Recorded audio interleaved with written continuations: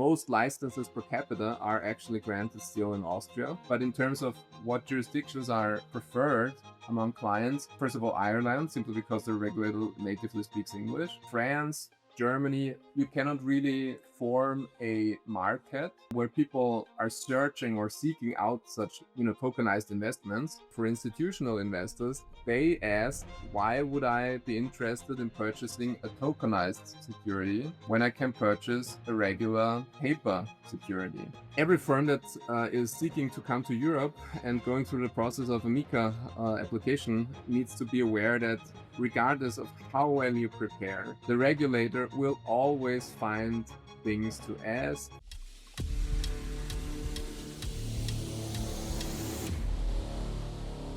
Most firms entering the European crypto market treat MiCA as a compliance checkbox. However, it is a market access decision that will define who gets to operate in Europe and who does not. And the July 2026 deadline is almost here. Today's guest is Dr. Oliver Volkel, partner at Cerha Hempel, advising CASPs, banks, and corporations on MiCA compliance, European market entry, asset and debt tokenization, KYC and AML matters, payment services, and capital markets regulation.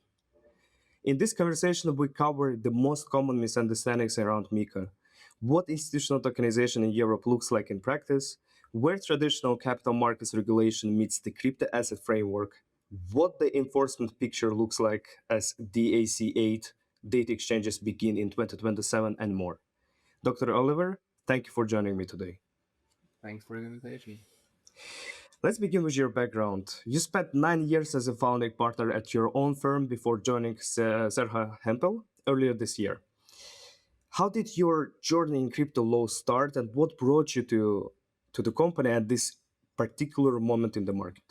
Right. So I actually used to work here in the firm as an associate. And once I became a licensed attorney, it didn't take me much, or it didn't take me long to see that I wanted to build something on my own. And so in 2016 or so, I left this firm to start my own or to co-found my own practice. And really, I needed something of a unique selling point because my background is in banking, finance, and capital markets. And it's really, really difficult for a solo practitioner or for a small firm to get the highly reputable clients or banks. It's really difficult since the market is basically divided up. I stumbled across crypto in 2014 or so. And I stumbled upon crypto advice in 2016. And interestingly enough, I was having lunch with a Tokyo law professor who told me his perspectives on the civil law classification of Bitcoin. And we discussed that. And ever since I was hooked, and I did some, legal research, published articles on the civil law, private law classification of crypto assets, how they should be treated. And that really was the beginning of it. MiCA now is fully in effect, right, for CASPs. In your experience advising firms on the European market entry, what is the single most common misunderstanding about what MiCA requires? Right. You have to look at it from a historic perspective. MiCA is enforced. That's true. And before we had MiCA, we had a somewhat harmonized European framework. And before that, and that's only 5 years ago, there was nothing at all. And what we see is that, in particular with huge legacy firms, they come from this tradition of we'll fix the technology, but we do not really see compliance as an essential part. And sometimes what we see when we're advising clients on obtaining a MiCA license now is that they're really, really exceptionally good in describing the technology. However, usually they do not have processes in place that concern your compliance obligations. KYC, AML is just one of the areas here. And what clients usually tend to underestimate is that you are not, assembling your application package. You're not, putting together documents, send them off to the regulator, and that's it. Rather, MiCA gives you a framework that you need to fully, live, so to speak, that you have to operationalize and practice.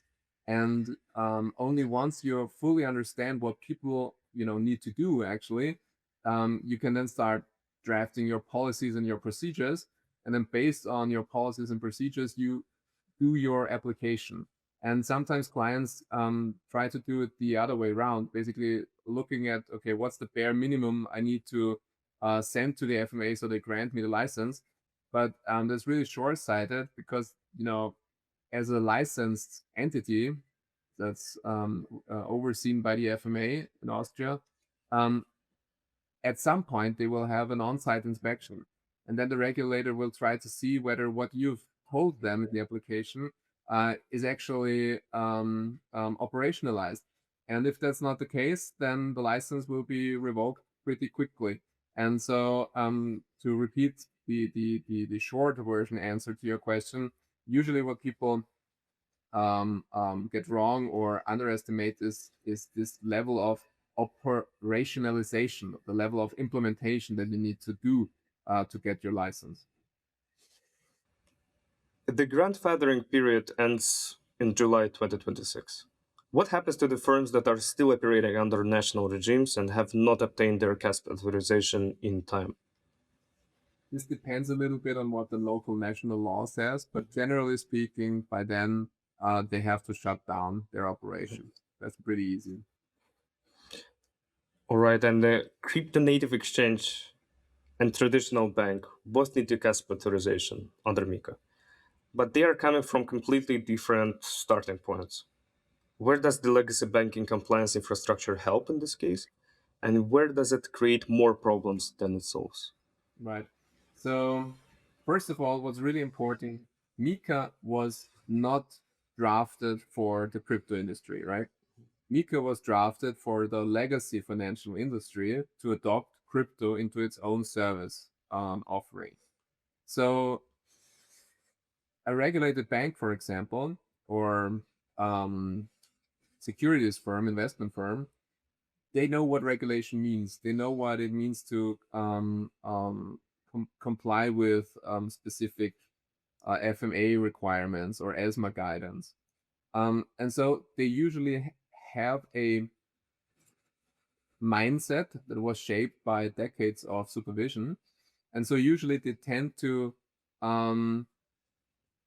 follow MiCA and level 2 and level 3 acts more closely and more easily. So this makes it easier.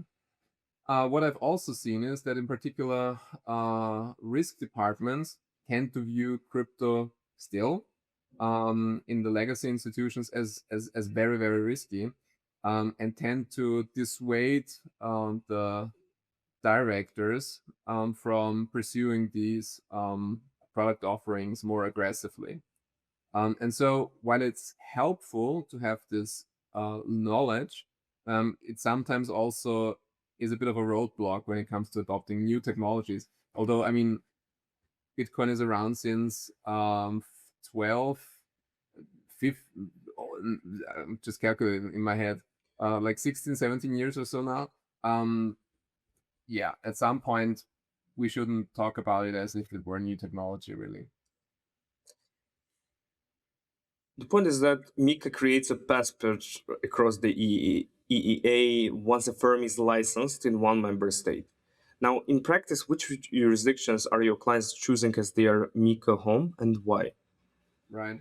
So it's really interesting when you look at the regime that was enforced before MiCA. A lot of clients were in the Baltics. A lot of clients were also in Central Eastern Europe and in Malta. And what we tend to see now is that we have a sort of a concentration. So in Poland, for example, the national act to implement an authority that's responsible for MiCA hasn't even passed as of now. There are a lot of applications and licensings being granted in Germany. If you look at it from a per capita perspective, there's actually most licenses per capita are actually granted still in Austria. But in terms of what jurisdictions are preferred among clients, it's first of all Ireland, simply because the regulator natively speaks English. Then it's France, Germany, Austria, the Netherlands is what we're seeing, and they tend to all be very well informed and good regulators. In Austria, we are happy with our regulator. They have tons of experience. Perhaps as a side note, because the German BaFin in 2012 already classified Bitcoin as a financial instrument. That led to an influx of German entrepreneurs to Austria who started their businesses here. And so our regulator, who classified Bitcoin differently, was exposed to these business models really early on, and there was a lot of traction in Austria. We have a lot, very vivid scene here, and the healthy crypto industry. And so, but again, to summarize, what we see is Ireland, Netherlands, Germany, Austria, not so much the Baltics, not so much Malta. A lot of non-European firms want to enter the EU market. What is the realistic timeline and cost for a US or Asian crypto firm to obtain a MiCA CASP authorization and start operating compliantly? Yeah. I mean, in terms of timeline, it really, really depends on the specific firm. If they have sufficient substance, so if they have enough people who work on the project, it can be done in as quickly as preparing all the application documents in a matter of, let's say, 2 to 3 months, and then the actual application, once it's filed, in a matter of another 6 months. So that's something that can be done theoretically and practically. Sometimes it takes longer, but 9 months usually is a good starting point. Mm-hmm. And cost-wise, can it be disclosed? Costs. The thing is, when you look at it from a cost perspective, there's multiple issues or multiple points to take into consideration. First of all, the FMA will issue your cost note, so the application is not free. Second of all, you need to calculate approximately 4 to 5 full-time equivalent people you have to hire, because you need to have a managing director. One needs to be a local. Usually, if you are coming from outside of Europe, you'll have your own managing director as a second person. You need a MLRO and deputy MLRO, and the MLRO really needs to be onboarded early. Clients sometimes think that they then sit around and do nothing all day. That's absolutely not the case. You need to prepare to operationalize. And in particular, if it's a group that's operational outside of Europe, they need to build, outsourcing links. They need to define handover points. They need to define the processes and the procedures to align with European legislation. So, and then 1 or 2 more people who assist locally. And I mean, this can, and then taken into account, about, let's say, 9 months to up to a year, perhaps, where you are not operational, not generating income. The employees alone can stack up to a couple €100,000. And then you need tax advisors. A MiCA entity needs to be audited, so you have audit costs too. And then you have legal costs, and the legal costs really, they depend on how much experience with licenses a applicant has, because that usually makes it easy. They have policies, procedures, and you can work off of that. Just make sure it's compliant with what MiCA and the level 2, level 3 guidelines say.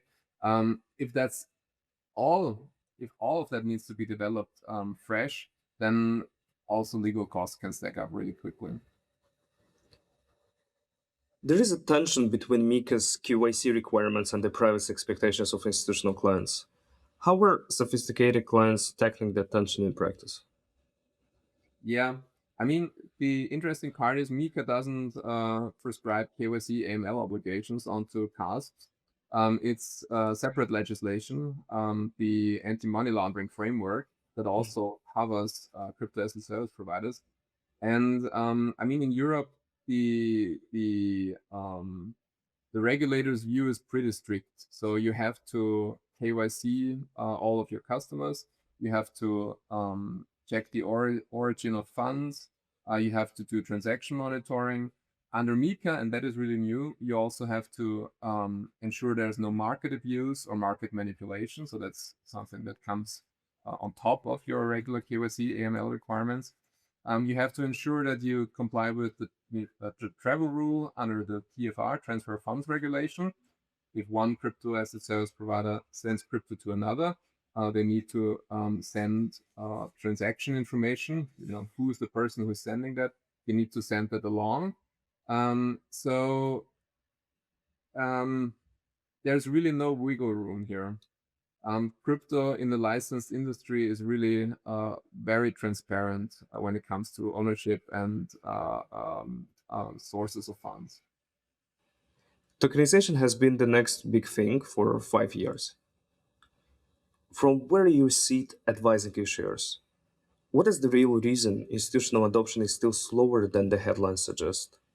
Is it the law, the infrastructure, the buyers, or something else? Right. I mean, it's a bit of a, so there's multiple reasons. First of all, it's a chicken and hen problem. You cannot really form a market where people, you know, are searching or seeking out such, you know, tokenized investments if there are none to begin with. If there's not really a market of investors, be it retail or institutional, then there's not really a huge incentive for issuers to offer tokenized products. Um, and and then we can, you know, try to distinguish between the retail and the institutional group. In the retail market, I think sometimes the issuers are not really aware of where their potential investors are. So, for example, it doesn't make much sense to structure a tokenized security and offer that via, you know, an advert in a daily newspaper. You will just not have any subscribers. You need to be aware of where your potential retail investors are. And I've seen projects fail because of that. And on the other hand, for institutional investors, they ask, why would I be interested in purchasing a tokenized security when I can purchase a regular, you know, paper security? And there's really not a good answer to find here, because at the end of the day, tokenization is, I mean, it's just a new word, but the basics, or what's the base of tokenization, has been going on for decades. We just take some assets, could be payment streams, could be revenue share, could be ownership shares, could be anything really. And then instead of issuing a piece of paper that says whoever holds this piece of paper is entitled to a part of it, you issue a blockchain-based token. And the technology doesn't bring great benefits here, really. I mean, it does to some extent from an issuer's perspective. So you could imagine a company that wants to raise funds. So they issue their tokens. They generate revenue, and then once a year, for example, they take some cash they are owing to their investors, purchasing USDC or a euro stable coin, and then basically let the smart contracts do all the work of paying out their investors. That makes it easy from an issuer's point of view. From an investor's point of view, not so much.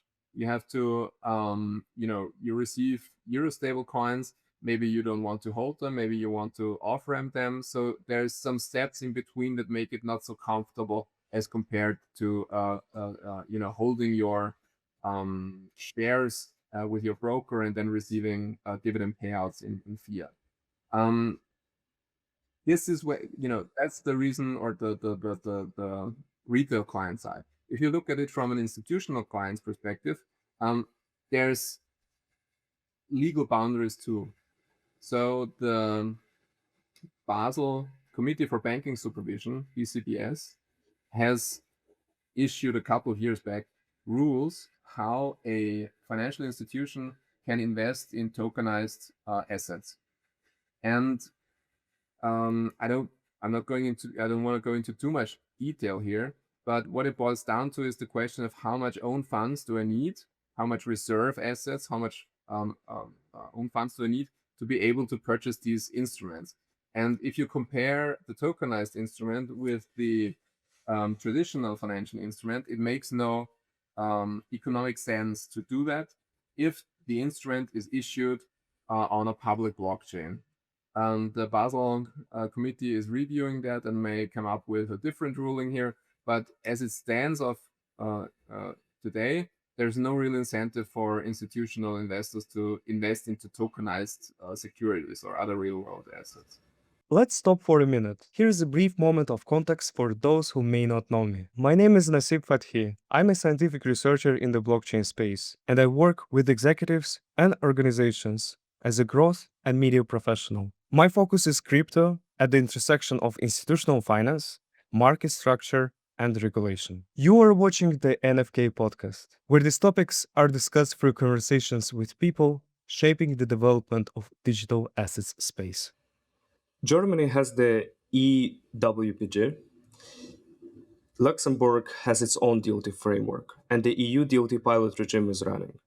From a legal practitioner's perspective, which jurisdiction offers the clearest path for an institutional issuer wanting to tokenize bonds or funds today? Mm-hmm. So I have a bit of an overview over the German-speaking countries. So Germany, Liechtenstein, Switzerland, Austria, and the discussion was always the same. Basically, we have a token, and then the question is, what is this token? And I always like to hold up a piece of paper because at the end of the day, your blockchain-based token is nothing more and nothing less than a regular piece of paper. It depends on what you put on the piece of paper to create your security or your voucher or loan agreement or whatever. But looking at it from the traditional civil law, private law perspective, you can compare any token with a piece of paper. And then the question was in all of these countries, how sure are we about this classification? And may we need our legislator, our parliaments to step up and bring some more certainty into this question. And Germany has done this, Liechtenstein has done this, Switzerland has done this to some extent. Austria has not done this because actually here in Austria, we're pretty sure that our basic civil law is good enough to handle also crypto transfer and the ownership transfer that comes along when you are, assigning claims that are linked to not a piece of paper, but a blockchain-based token. So in terms of what jurisdiction to choose, they are on equal footing. There's I cannot speak to France, Italy. I have not really looked into into them in more detail. But if you look at the German-speaking countries, they are pretty much all on the same footing. And when a tokenized bond is issued on a public blockchain, what happens legally if the smart contract fails or the chain forks? And has European law caught up with that question yet? Right. So the important thing is we need to distinguish between the piece of paper, Mhm. token, and the right that is attached to your piece of paper or your token. Simply because a smart contract fails does not mean your rights vanish. It would be comparable like a global note that's hosted by some central depository, the national bank, burning or so. It doesn't mean that your rights vanish. Same goes for a hard fork. Simply because there's now two pieces of paper doesn't mean you have a double claim. So really, what's important is to think of tokens and token-based transfer of claims, like handing out pieces of paper. It's not more, not less. And the legal side to it is then really a relationship between the issuing company and the investor. And yeah, this is covered by laws that are in Austria over 200 years old and are well established. So I hope that answers the question. Yeah. You also advise on traditional banking matters alongside crypto. What are the most interesting intersections between traditional capital markets regulation and the crypto asset framework right now? Right. So I was lucky enough to advise on the very first security token offering with the capital markets prospectus back in 2018 in the European Union. So we did groundbreaking work there. And in my view, in my view, the crypto as a service providers are an interesting area to advise on. However, it's really, it's supervision. It's law that can be changed very often. That's adapted to new developments.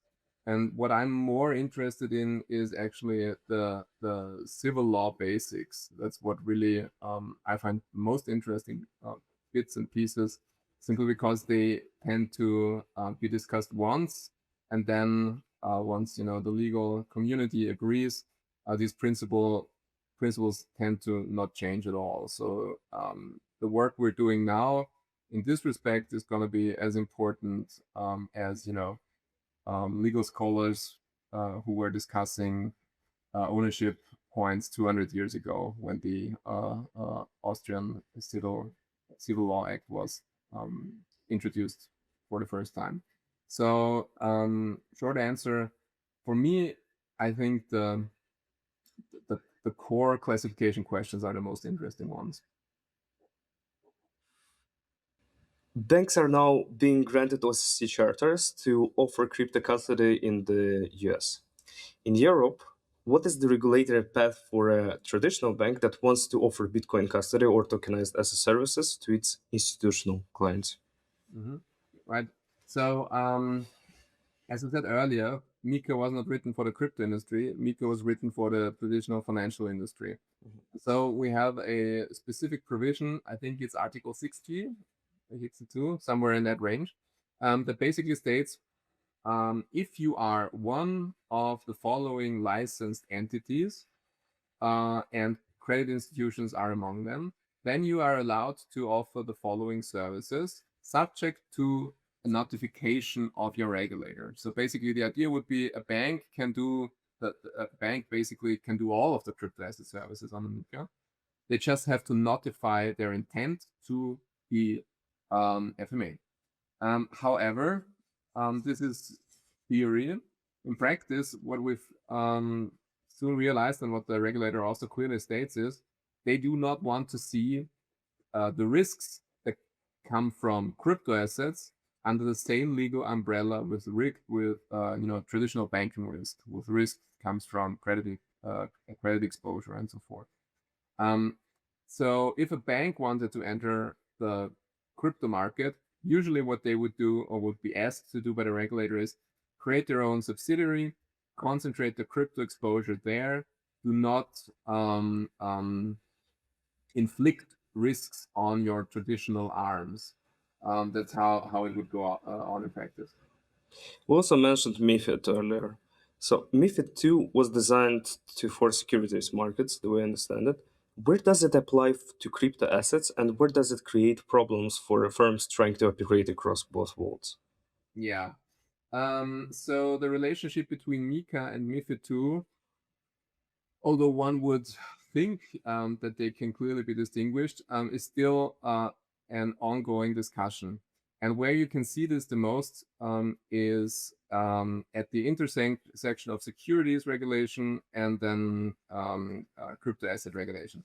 Because Article 2.4 of MiCA says that it only applies to crypto assets which are not actually financial instruments and a couple of other instruments, if they are not financial instruments under MiFID 2. So if you have a token that may represent a share of revenue in a company, for example, you can't just say, well, this is a blockchain-based token, it's ERC20 token or whatever, and that's why it falls under MiCA. No, you have to look at it from an economic perspective, legal perspective, and as is what this token represents, a financial instrument under MiFID. And more or less, you can do that quite easily, and you can draw the distinction quite easily. Sometimes not. And so, for example, asset reference tokens, that's a token category that was introduced under MiCA, requires you to obtain a license if you would like to issue asset reference tokens in the union. So think of a gold-backed token or a token that's supposed to be exchangeable or valued as 1 ounce of gold. Thing is, and these rules for asset reference tokens issuers, they went into force in June 2024, so 2 years almost now. And in those 2 years, we do not see one single licensed issuer for asset reference tokens under MiCA, not a single one, because the European regulator has not really come up with a clear distinction of what constitutes an asset reference token, as opposed to a financial instrument. And as long as we do have a law, we do have MiCA, and it clearly states so therein, but as long as we do not have the regulators feeling up to the task of delineating this thoroughly, that it's an ongoing question, and we will not see asset reference tokens issuers until that is resolved. You also cover corporate criminal matters. What does the crypto enforcement in Europe look like, and what should institutional operators be most concerned about? You have to distinguish a couple of criminal law aspects here. So first of all, the question of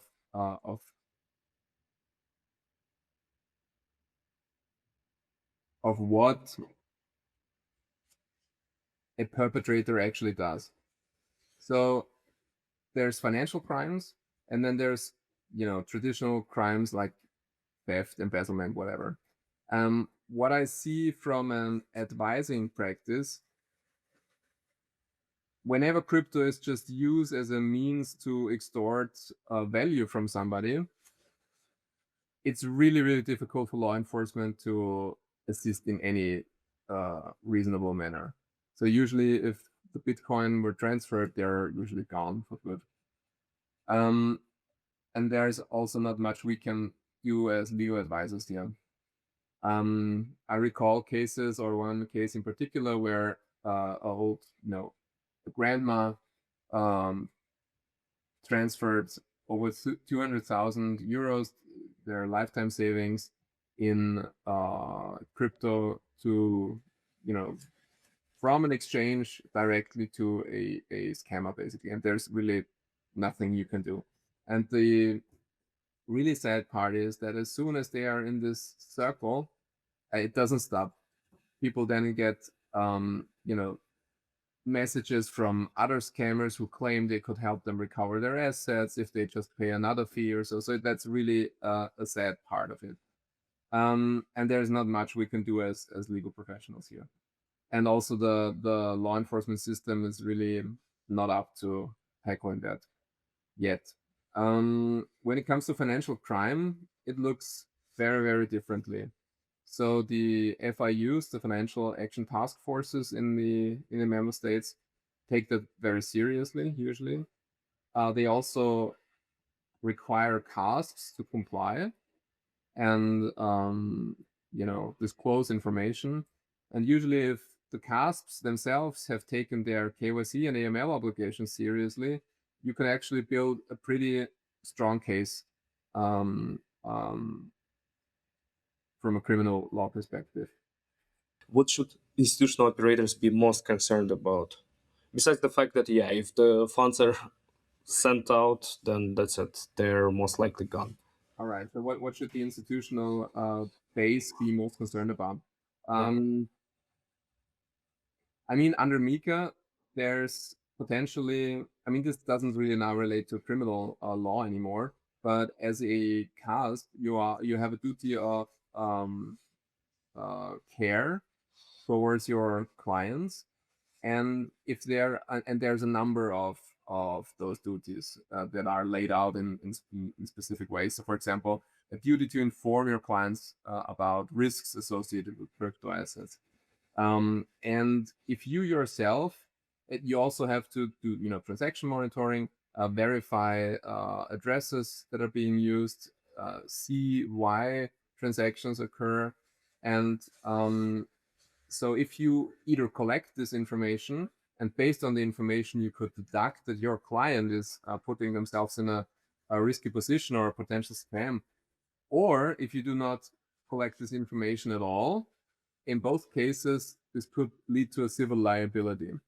So if you are not following your duty of care towards your own clients, it could become, not your client's problem any longer, but also your institution's, your CASP problem. The C8 data exchanges begin in 2027. From a criminal law perspective, what happens when a tax authority receives data that reveals undisclosed holdings? And what is the legal process that follows? Right. So first of all, I mean, I cannot speak to all of the tax laws internationally, but generally speaking, crypto holdings by themselves do not entail a tax obligation. Only once you realize gains are you usually obligated to, disclose them to your local tax authority and to pay taxes, income taxes, or capital gains taxes on them. Under the regime of DAC8 or DAC8, what crypto as a service providers are obligated to do is basically everything that financial institutions are obligated to do already, namely disclose holdings of clients and disclose transactions of clients. And usually what would happen is your, let's say, Austrian tax office, the Finanzamt, receives a huge batch of data and then goes through it with analytic tools and then tries to automatically match crypto holdings with crypto disclosures. So that's something the authorities do.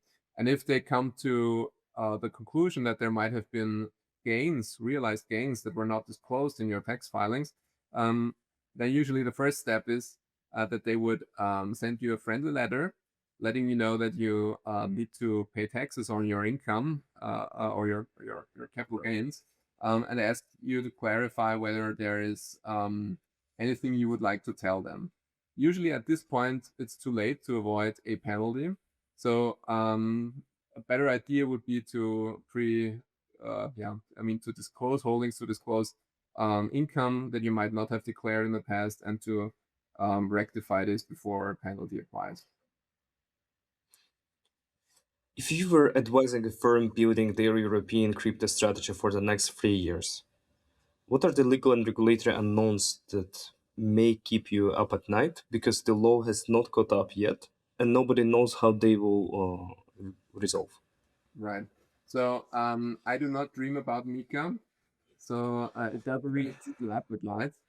But what I find odd or a bit sad is that we, as I pointed out earlier, still do not have a single asset reference token issue, and I hope this resolves quickly because it just stifles stifles innovation, stifles the process.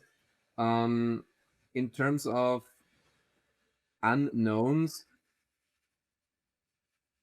every firm that is seeking to come to Europe and going through the process of a MiCA application needs to be aware that regardless of how well you prepare and regardless of how thoroughly you conduct your preparation, the regulator will always find things to ask and always find things to look into more deeply and have follow-up questions.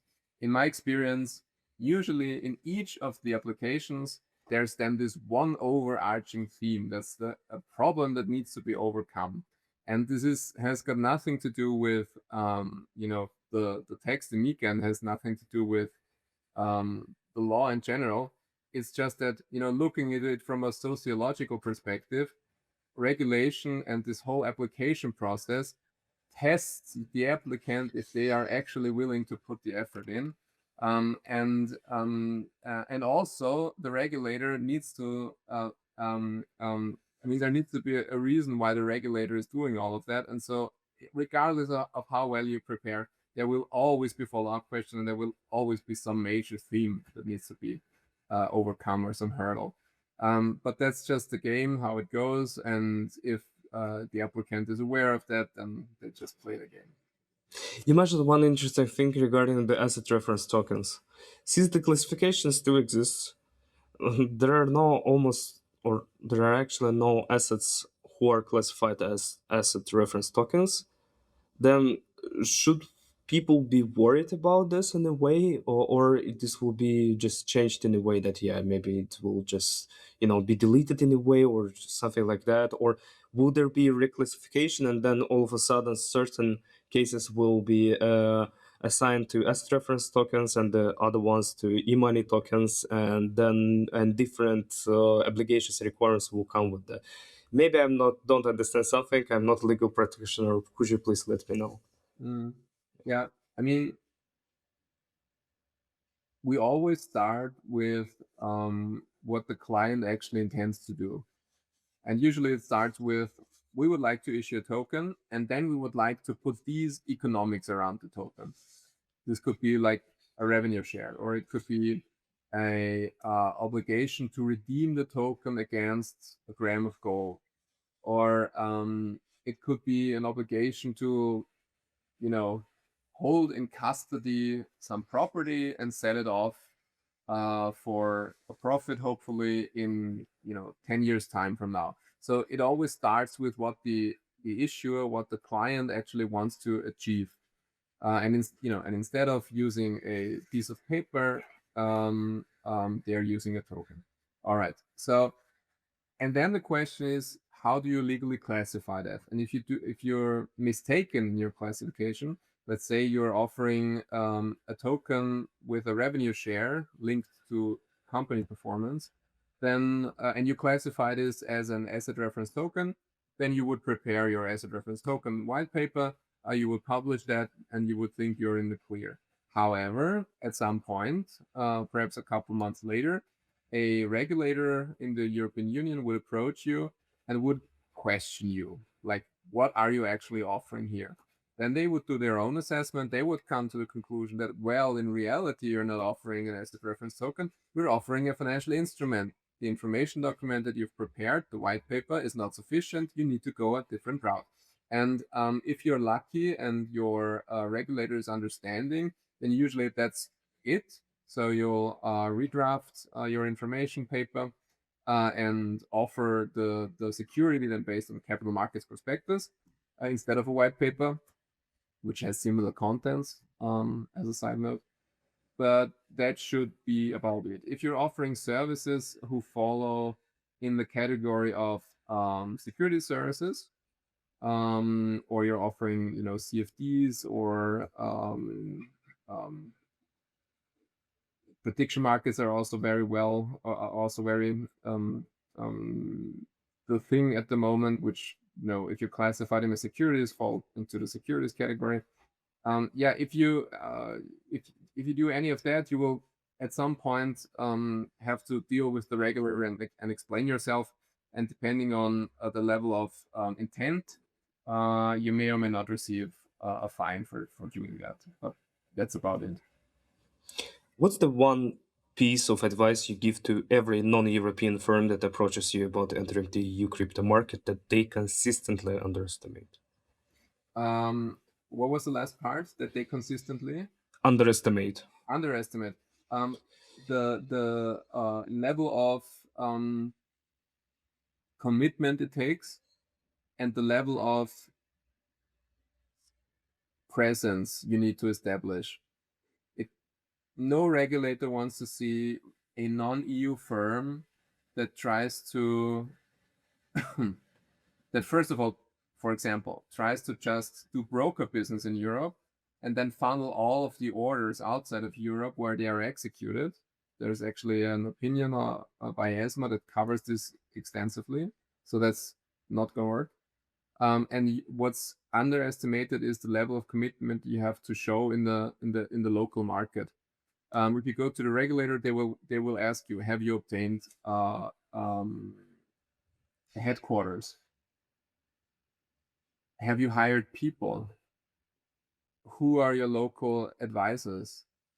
And if if the company then has no good answers to that or has not prepared anything in that regard, usually, I mean, from a formal perspective, obviously the regulator can send you away, and if you submit your application, they will go through the process with you. But practically speaking, such an application without sufficient substance is going to fail. And so yeah, the level of commitment it takes to Europe is sometimes a little bit underestimated. As for the closing question, where is the best place for listeners to find you and follow your work? Right. We operate a website that's dedicated to MiCA, and you can find it on www.gomica.eu. We put resources there, all of the level 2, level 3 legal acts. So this is a good source to reach me, and otherwise just Google me and you'll find contact details. Thank you very much for joining me today, Dr. Oliver, and it was a pleasure to talk to you. Pleasure was all mine. And to everyone listening or watching, like, subscribe, or follow both of us, and share this episode with someone curious.